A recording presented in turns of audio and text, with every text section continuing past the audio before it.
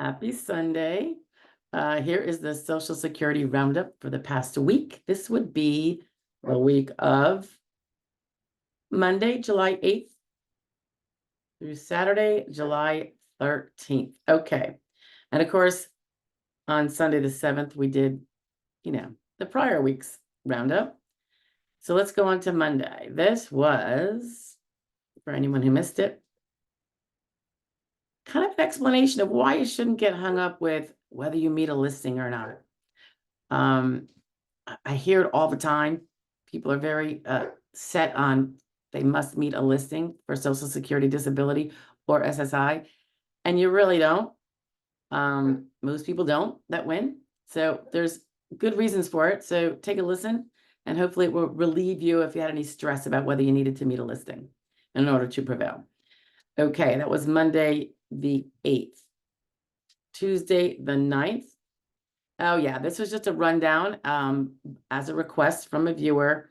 For those waiting for ALJ hearing, what is the effect of the new 5-year past relevant work rule change versus what it used to be at 15 years? And that was a change that took effect, I believe, June 22nd of 2024. So it is brand spanking new, and it is a great rule. It's not going to affect everybody, but it's going to affect a very notable portion. All right, so that was what, Tuesday, Wednesday. Yeah, again, this was came up during the day. Person was understandably frustrated. Why do I have to treat for, as I head towards CDR like everybody does, right? If you're collecting benefits, you will be, whether you know your date or not, it doesn't matter. You will, generally speaking, be heading towards a CDR. And why do I need to treat? My conditions are incurable. What's the point? Why would I need to do that? They know my conditions are incurable. And here's why in that video of July 9th. I'm sorry, that was July 10th, right? Yes, July 10th. And then we have the 11th, which was, oh yeah, a misconception someone had. So I thought I'd share the fact that it's a misconception and you need to know the difference.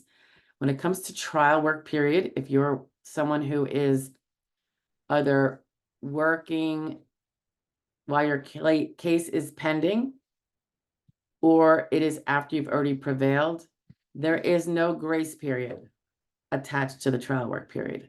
No, no, no, no, no. There is reference to a grace period for a completely different issue, but it's not the length of your trial work period. Not at all, not connected. Okay. So take a listen to that and you'll find out where it is connected. I'm not even sure if I go into that part of it, but we make it very clear about the trial work period. And it's important to know. July 12th. Oh yes, that was Friday. We had a fraud law review this past Friday, and this is about a South Carolina man who was convicted in Florida and receiving prison time after he'd been convicted of collecting his dead wife's Social Security disability for years and years. Bad, bad, bad. I don't know why people do that. Okay, Saturday, July 13th. Here we go. This was came out on Friday, but we couldn't really put it up until Saturday. And this was an email by the SSA talking about how the typical way people have been accessing their Social Security online access, to find out the status of their application or to order a benefits letter or to check their earnings record to make sure it's up to par. You're no longer going to be able to do that with your old login information and access. There's going to be a whole new method that's going to be required. And so they're urging you, because it's already set up, to change over to it now, because in time you're going to be locked out of your old way of getting in, and you're going to have to do it at that time anyway. So maybe it's best to do it now while you're not in dire need of it, rather than waiting until you suddenly are in dire need something the same day, and lo and behold, you're not in, and now you got to figure out how to get in. So take a listen. I'm going to do mine, guys. I mean, I have a little trepidation about the SSA account, only because I'm always afraid it's going to interfere with my lawyer account with the SSA. I'm like, what if my password is, because if you ever blow it from the lawyer side, well, I think everybody actually, maybe. Certainly the lawyer side.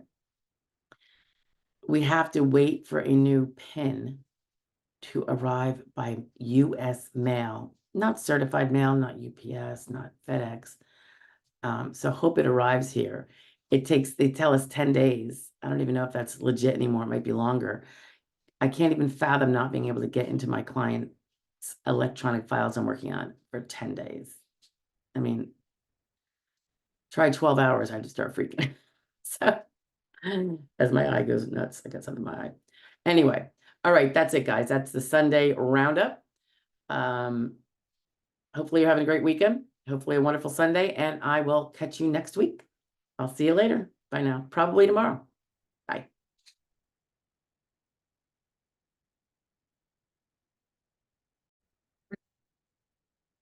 So you just listened to the week's roundup of all 7 days right behind us and what those video tips were. Are you concerned if you didn't necessarily catch the ones from the week prior to that? Don't worry, we're going to attach it right here. Have a great week, guys. Bye.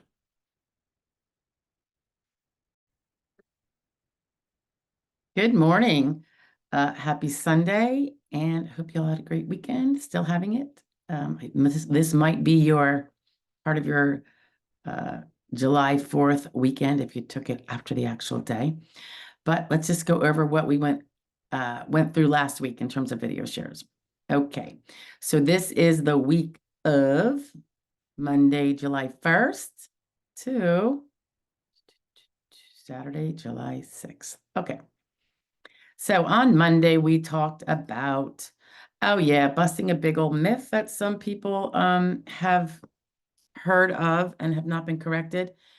The misunderstanding about disabled people collecting Social Security, Disability, or SSI not being able to work at all, that it would be very inconsistent. So we clear up that huge myth. As you know, I'm a big proponent of disabled or impaired people working if they want to work to the extent they can while still continuing their benefits, assuming they are disabled as defined under the SSD rules. That was Monday. Tuesday the 2nd. Oh yeah, this was in response to a viewer who wanted to know if it's possible for CDR diary time periods, those dates that you know in the future you're going to be supposedly, if everything's on track, getting a CDR, continuing disability review. So we go over that question and the response to that. July 3rd, that would be what, Wednesday? Again, viewer created question. What is the difference between listing level impairment and an RFC? When does one get implicated versus the other? You really do need to know about both of them, but it is important to know the differences. Okay, so we go into that. So that's kind of like a definitional thing. We also explain where you find it in the sequential evaluation process. Thursday, Independence Day. I hope you all had a wonderful one. Because it was Independence Day, I just decided to share a letter I was reading from the recently outwent SSA Inspector General, and reviewed a outgoing letter that she prepared to put us in the know of the things that were accomplished during her 5-year tenure. So I wanted to share that because they're super, super important. And my understanding is they were really well achieved, regardless of all the other political partisan critiquing and all that other business that goes on everywhere nowadays. So if you want to learn what went on in the Inspector General's office in terms of accomplishments, it is pretty enlightening and encouraging. So it is my hope that the next Inspector General will continue some of the technological and organizational advancements for a more efficient SSA, particularly that particular office. All right, that was Thursday, July 4th. On Friday, we had the fraud law review. This was basically a part 3 because the Office of Inspector General, under the outgoing one, Ennis, reported on the sentencing of a Missouri man who did some really, really, really bad defrauding of elderly.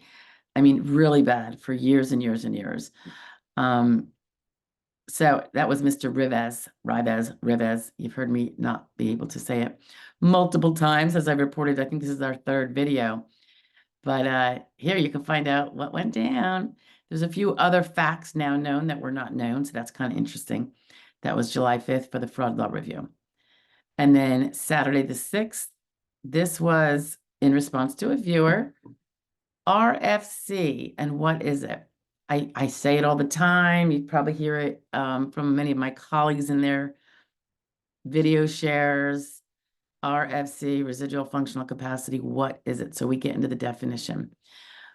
So it's clear, hopefully, as to what it is.